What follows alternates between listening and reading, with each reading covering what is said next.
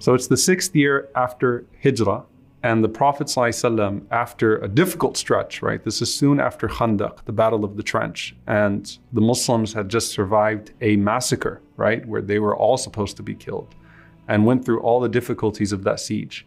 The Prophet ﷺ has this dream, and in this dream, he sees himself, sallallahu alaihi wasallam, and the Muslims out there making tawaf in ihram, finishing their umrah all together. And the dreams of the prophets are revelations. So what the Prophet ﷺ saw was indeed to pass and indeed to happen. So he wakes up, sallallahu alaihi wasallam, so happy, so full of joy, and he tells the Sahaba what he saw. So you can imagine, especially for the Muhajirin who hadn't been home for now 6 years, they have a chance to go to Umrah with the Prophet ﷺ, and they're not even thinking about the consequences or the hardships that they might encounter, because surely what the Prophet ﷺ saw is revelation and it's going to happen. So 1,500 of the companions proceed to Mecca along with the Prophet ﷺ, and they're in their ihram. They're not bringing the proper equipment or weaponry for battle and for war. And this puts the people of Mecca in an interesting place, because they're in Mecca, they pride themselves on, being able rivals and people that hold, some sort of ethical standard in how they treat their enemies. And they're in a difficult situation. Do we just massacre the Muslims when they come? If we do that when they come to Mecca, then we would have violated every secular religious pact that exists about how you treat the pilgrims, right? So we can't kill them all here. It's different when we're going to battle with them. Who will make Hajj then, right? If we have enmity with a tribe, it's understood that there are sacred months and sacred times, and we're not supposed to fight at certain times. So what's going to happen in that situation? So they don't know what to do. Do we fight them? Do we turn them away? Do we prohibit them? Do we, try to kill them in a way that is secretive and so people won't find out? So because of that, they have to go to the Prophet ﷺ and to these Muslims in ihram, these pilgrims, and they have to figure out a way to negotiate with them to stop them from coming to Mecca in the first place. Because if they come to Mecca, it's either humiliation for them because they were able to come do Umrah and go home without being killed, and that's a spit in the face of the people of Mecca, or we kill them and we disgrace ourselves and we violate all the covenants and all the contracts, and we become the talk of the people of Mecca in that regard. So they go out to the Prophet ﷺ and they negotiate the Treaty of Hudaybiyyah. And obviously, as the Prophet ﷺ is there in Hudaybiyyah, he is also making concessions, sallallahu alaihi wasallam, to Suhail ibn Amr in particular, who is one of the chief enemies, like not being able to write Rasulullah on the pact, not being able to write Ar-Rahman Ar-Rahim on the pact. And one of those main conditions is that you have to turn back and not perform Umrah this year. So after you've already made these preparations, in exchange for peace for 10 years, where you get to do da'wah, you get to call people to Allah, you get to have your peace that you've been seeking, you have to turn around and not do Umrah this year. And that was so difficult for the Sahaba to swallow. I mean, first and foremost, you have the Umar radiallahu anhu, the people like Umar radiallahu anhu, and they're very few, right? But that are like, wait a minute, we're on the truth and they're on falsehood. Let's just go forward, forget them, right? We'll fight them, we'll go to battle. Why are we making any concessions to them? Why are we compromising here? Why are we signing this treaty? Then you have a lot of other Sahaba that are just wanting to go to Umrah, right? They've been so excited, they've been thinking about this, they're in their ihram. And these are the people who Allah subhanahu wa ta'ala mentions that He's pleased with, that took the pledge of Ridwan, Bay'atul Ridwan, that Allah is pleased with those people because they were willing to die going out to Mecca when they thought that Uthman radiallahu anhu was killed. And they were willing to put their lives on the line, but now we can't do Umrah. And this is a lesson for us, by the way, that sometimes the ibadah is in abstaining from something that we really want to do for the sake of Allah subhanahu wa ta'ala, but Allah is directing us elsewhere. And in this situation, the Sahaba have to listen to the Prophet ﷺ as they always do, and they have to swallow that bitter pill of disappointment. Now Rasulullah ﷺ comes out and he informs the Sahaba that they're going to turn back and that they're not going to go forth. And no one wants to move.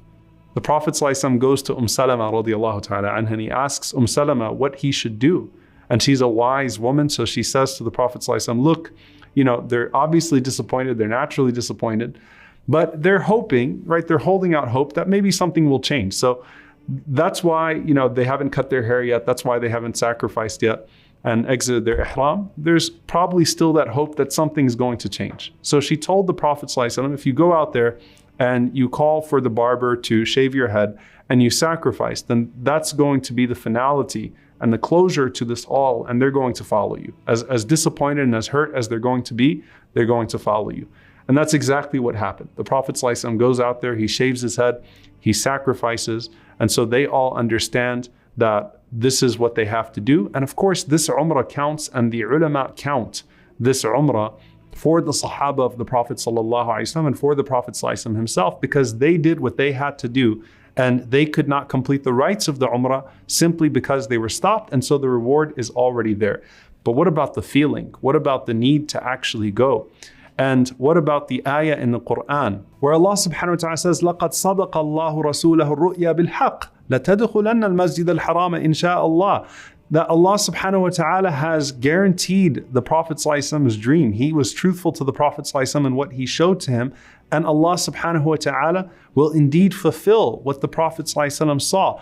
You will enter into al-Masjid al-Haram, insha'Allah, by the will of Allah. آمِنِينَ مُحَلِّقِينَ رُؤُوسَكُمْ وَمُقَصِّرِينَ لَا تَخَافُونَ. You will enter in and you will shave your heads and you will cut your hair and you will not be afraid. But Allah subhanahu wa ta'ala knows what you don't know. And Allah subhanahu wa ta'ala has instilled within that what? Fathan qariba, an opening that is to come soon. So Allah subhanahu wa ta'ala is saying to the Prophet ﷺ and saying to the believers that the ru'ya will happen, the dream will come true. But as the Prophet ﷺ explained to the companions, this was for the next year, not for this particular year. However, look at all of the blessings that came through Hudaybiyyah, the ability to do da'wah peacefully, the ability for Islam to spread far as a result of that journey that the Prophet ﷺ undertook. Now, of course, the Prophet ﷺ, however, has in the deal with the Meccans that he will still be able to do Umrah the next year. So now it's the 7th year. And the Prophet ﷺ once again goes out in Dhul Qa'dah. And all 3 of the Umrahs that the Prophet ﷺ would do before his Hajj happened in Dhul Qa'dah. And this time he has 2,000 people with him, sallallahu alaihi wasallam, and this is known as the Umrah of Qada, the make-up Umrah of the Prophet sallallahu alaihi wasallam, and those that were prohibited in the 6th year. So they arrive at Mecca once again. And the Quraysh see the Prophet ﷺ and these Sahaba that are coming from Medina. And he says, why are your men armed? And we know you not to be a person who would break your treaty. So we know you, Ya Rasulullah, or Ya Muhammad sallallahu alaihi wasallam. Of course, they didn't acknowledge him as the messenger of Allah, that you're not a person that breaks the treaty. So how come the people have their arms? And the Prophet ﷺ said that we would not carry our arms into the haram. So they brought it to the journey, but they would not carry their arms into the haram. Surely the Prophet ﷺ enters into Mecca and he leaves about 200 armed men about 8 miles away from the haram. And so they're on the outskirts and they can monitor the situation in case there's an attack. They would be able to rush to the aid of the Prophet ﷺ and the 1,800 companions that were doing their Umrah in that situation unarmed. So Ali radiallahu ta'ala anhu is coordinating with the Meccans, and the Quraysh, as part of the deal, they retreated to the outside of the haram and they left it for the Prophet sallallahu alaihi wasallam. Now think of this scene. Rasulullah sallallahu alaihi wasallam and the Sahaba coming to do Umrah for the first time in 7 years now. And the Meccans who have persecuted them and run them out of Mecca, as a part of the deal, they have to watch the Prophet sallallahu alaihi wasallam and the Muslims do their Umrah. And so they're seeing what Muslim Umrah looks like. They're hearing the talbiyah, the chant for the first time of Islam. Labbaik Allahumma labbaik, labbaik la sharika laka labbaik, inna alhamda wa ni'mata laka wal mulk la sharika lak. They're hearing the talbiyah for the first time. And they're watching these Muslims proceed so beautifully to carry out their Umrah. And Quraysh, they had this rumor where they said that the Muslims became weak in Medina, that these people, once they left Mecca, they lost their strength. And so the Prophet ﷺ said that as a sunnah, when you go to tawaf, he told them to show their strength in the first 3 rounds of tawaf. And so tawaf al-qudum, the first tawaf, the men will expose their shoulder, and the Prophet ﷺ told them to run, to show their fast pace, so that the rumor that they have become weakened in Al-Madinah is dismantled in that regard. So that's why when we go to do Umrah for the first time, we do our first tawaf, there's that sunnah of Raml, of going quickly within the first 3 rounds. And the Prophet ﷺ told them in a sa'i in particular as well, that where the dip is in the valley between Safa and Marwa, that as they go into the valley, that they should come out quickly, that the men should run so that they could show their strength and come out quickly. Now, by the way, I actually want to mention this here because it becomes confusing to a lot of sisters in particular when they go to do sa'i between a Safa wal Marwa. That's where the green markers are now between a Safa wal Marwa. And I've heard sisters say this, that if we are acknowledging Hajar alayhi salam, who used to run between a Safa wal Marwa, how come the men run between Safa and Marwa and the women don't? The answer to that is that it's not that these 2 green markers are the place where Hajar alayhi salam ran with Ismail alayhi salam. This was the place where on that Umrah of the Prophet sallallahu alaihi wasallam, the men go into the valley, or the people go into the valley. And so the Prophet sallallahu alaihi wasallam said, rise up quickly to show them your strength. This was a demonstration of strength to the Quraysh as they were watching this, and this is a sunnah that we follow until today. So this is not something that's specific to Hajar alayhi salam. It is something that arises out of this context with the Prophet sallallahu alayhi wasallam. So they proceeded after the sa'i, and Rasulullah sallallahu alayhi wasallam took that group of people, and as they reached Al-Marwa, the Prophet sallallahu alayhi wasallam called for the barber, and they started to shave each other's heads, and they sacrificed 60 camels, all while the people of Mecca were watching this entire Umrah unfold. The Prophet ﷺ then retreated to the place where the guards were, and the Prophet ﷺ and those that had performed Umrah, they took their place, and the 200 armed men were able to come down and they were able to perform their Umrah as well.